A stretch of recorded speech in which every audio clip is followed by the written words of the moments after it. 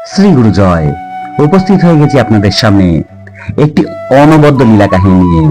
আজকের আমরা জানবো, আপনি কি সত্যি সুখী, নাকি শুধু একটা মায়ার বাঁধনে বেঁচে আছেন। যাকে দেখে আপনি সুখী ভাবছেন, সে হয়তো ভিতরে ভিতরে ভেঙে পড়েছে। এই গল্পটি আপনার জীবন সম্পর্কে ধারণা বদলে দিতে পারে। যেটাকে আমরা বাস্তব ভাবি, তা কি সত্যিই বাস্তব? এক মুহূর্তে সব হারিয়ে গেলে তখন কি থাকবে আপনার কাছে?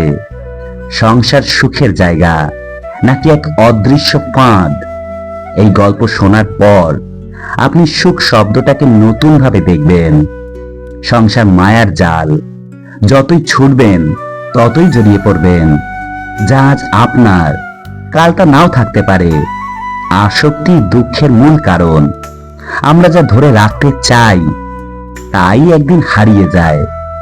সুখ বাইরের কিছু নয়, এটি আমাদের দৃষ্টিভঙ্গির উপর নির্ভর করে। অপ্রাপ্তির পিছনে ছুটতে গিয়ে প্রাপ্তিগুলো হারিয়ে ফেলি। যে বুঝতে পারে সবই ক্ষণস্থায়ী, সেই সত্যিকারের মুক্ত। আসলে আমরা যে যেখানে আছি, অন্যের সম্পদ, ঐশ্বর্য বা প্রাপ্তি দেখে ভাবি সে কত সুখী। কিন্তু কান পেতে শুনলে দেখা যায় দীর্ঘশ্বাস সবারই আছে। শান্তির সংসার, প্রিয়জন, বন্ধু বান্ধব, দুমুঠো ভাত, কাপড় আর এই সুস্থ শরীর, এ আমাদের কম প্রাপ্তি নয়। অপ্রাপ্তি খুঁজতে গিয়ে প্রাপ্তিগুলোকেই আর পাওয়া হয় না। যে যেমন আছি, চেয়ে দেখলে দেখবো ভালোই আছি। ভালো থাকাটা উপভোগ করে নিতে হয়, যতদিন না সময়ের চাকাটা ঘুরে যাচ্ছে।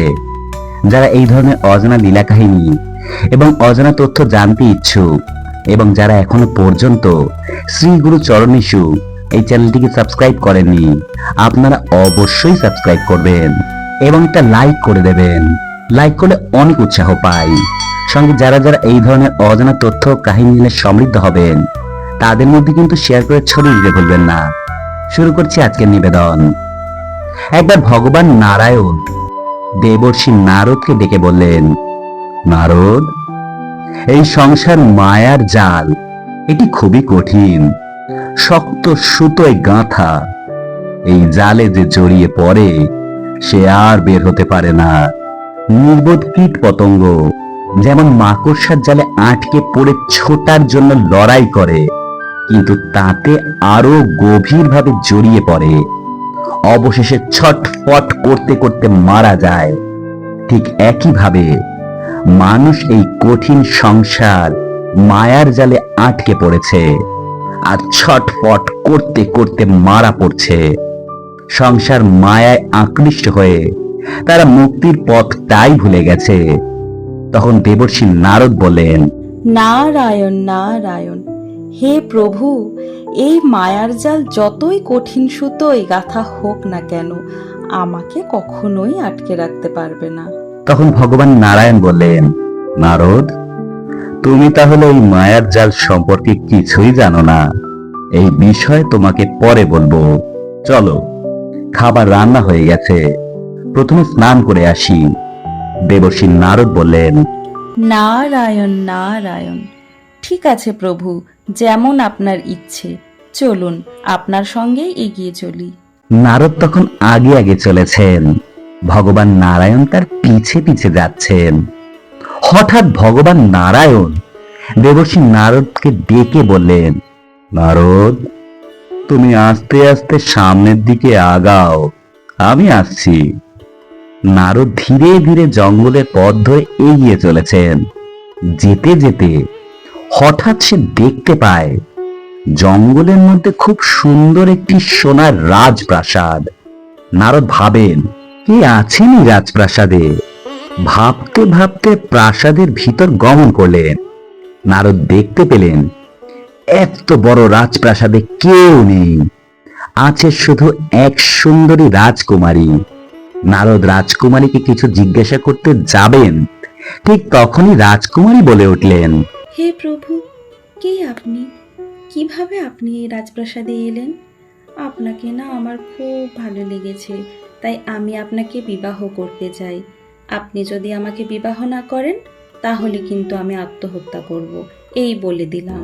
তখন দেবর্ষী নারদ চিন্তিত হয়ে ভাবলেন, আমার কারণেই যদি এই দেবী নিজের প্রাণ ত্যাগ করেন, তাহলে তো সেই পাপের ভার আমাকেই বহন করতে হবে। ঠিক আছে দেবী, যদি এটাই আপনার ইচ্ছে হয়, আমি আপনাকে বিবাহ করতে রাজি। তাদের বিবাহ হয়ে গেল।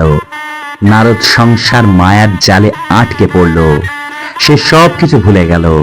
তাদের দুটো পুত্র সন্তান হলো। একদিন নারদের স্ত্রী বললেন, হে প্রভু, আমাদের তো বিবাহ হলো, দুটো পুত্র সন্তানও হলো, তাই আমাদের দেহ পবিত্র করতে চলুন আমরা স্নান করে আসি।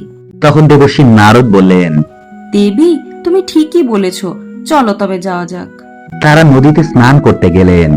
নদীর জলের স্রোত এত বেশি ছিল যে কিছু পড়ার সঙ্গে সঙ্গে তা হারিয়ে যেত। নারদের স্ত্রী তাদের ছোট ছেলেকে ভালো করে তেল মাখিয়ে দিয়ে স্নান করাতে নিয়ে গেলেন। হঠাৎ দেবীর হাত থেকে ছুটে ছোট ছেলেটি জলে পড়ে হারিয়ে গেল। নারদ তখন চিৎকার করে উঠে বললেন, এই কি সর্বনাশ করলে তুমি দেবী? আমাদের আমাদের সন্তানটা চোখের সামনে দিয়ে হারিয়ে গেল। সে কি আর কখনো ফিরে আসবে না? আমি তো বিশ্বাসই করতে পারছি না।